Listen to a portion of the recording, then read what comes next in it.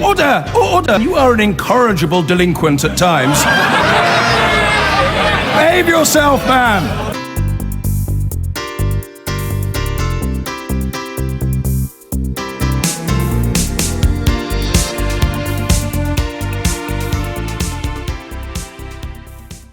The brother of Leon Brittan tonight told ITV News of his outrage that police never told the former Home Secretary that he had been cleared of a rape allegation. Lord Brittan died in January, unaware that Scotland Yard had ended its investigation. The Metropolitan Police has apologised to his widow, but as our UK editor Rohit Kachru reports, it's done little to ease the family's anger. He might have been remembered simply as a brilliant politician. Got nothing to add to what has been said yesterday. But sex abuse allegations meant his legacy required defence. Until today, Leon Brittan's family has remained silent.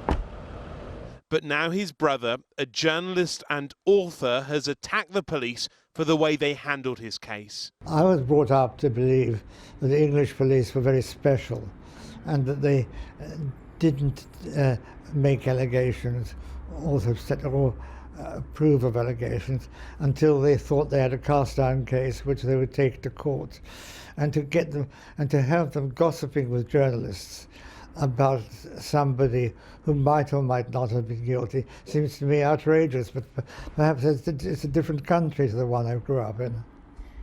His criticism follows news that police knew Lord Brittan had been cleared of a rape allegation weeks before he died, but failed to tell him. A letter of apology has been sent to his wife's lawyer. It reads, "Unless further evidence had become available, no further action would have been taken. This clarity should have been provided at an earlier stage, and I apologise for any distress that this has caused to Lady Brittan." Well, she's more worked up about it than I am. She was present when the police came, and she knows far more about it than I do. But it's either somebody fishing for scandal or mistaken identity. Exonerated, but belatedly. And to add to all the allegations about this era, questions about the police's present-day response. Well, tonight the Metropolitan Police said it wouldn't comment on Sir Samuel Brittan's claims that his brother had received outrageous treatment by officers, nor would it comment on confidential correspondence with his family's lawyer. But here at Scotland Yard, the investigation into allegations of a Westminster paedophile ring continue. It remains one of the biggest police investigations in the country.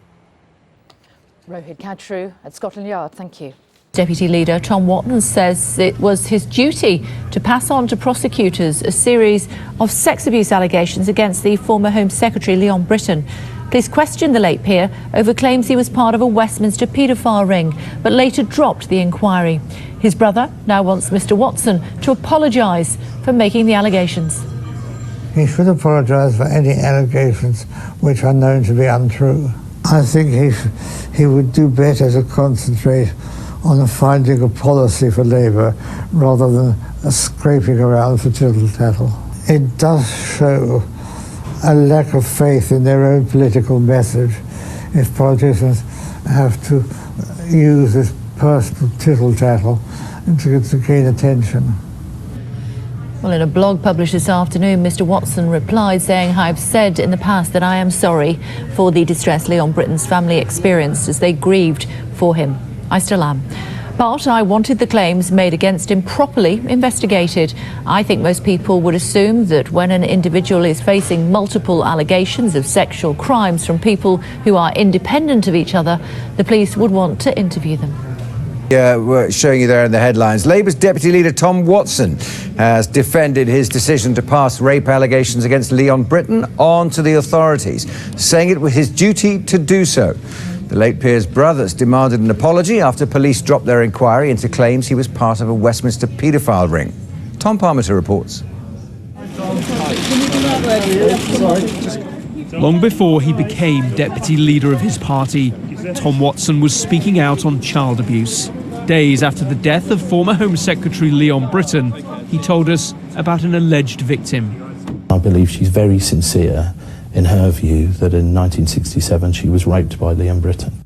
The police investigation, though, couldn't find the evidence to take the claim any further. But Leon Brittan wasn't told that before he died earlier this year. His family, his brother Sir Samuel, believes Tom Watson went too far. He should apologise for any allegations which are known to be untrue. I think he would do better to concentrate on finding a policy for Labour rather than scraping around for tittle-tattle. It does show a lack of faith in their own political message if politicians have to use this personal tittle-tattle to gain attention. Mr. Watson responded to mounting criticism in a blog. He said, "The choice facing anyone who is presented with testimony of this kind is whether to pass it on to the authorities and urge them to investigate or to ignore it. I chose the first option. I felt it was my duty to do so." He went on, "As the tributes flowed in from his lifelong friends, I felt for those people who claimed he abused them. I repeated a line used by one of the alleged survivors who said, 'He is as close to evil as any human being could get.' I shouldn't have repeated such an emotive phrase." The Metropolitan Police are understood to have written to Leon Brittan's widow expressing their regret over failing to offer clarity sooner. Finding the evidence in these cases is difficult, and despite all their critics, the Metropolitan Police are still focusing serious inquiries and resources on Westminster. And on top of that, you have credible allegations of police misconduct in the past where politicians were protected over child abuse.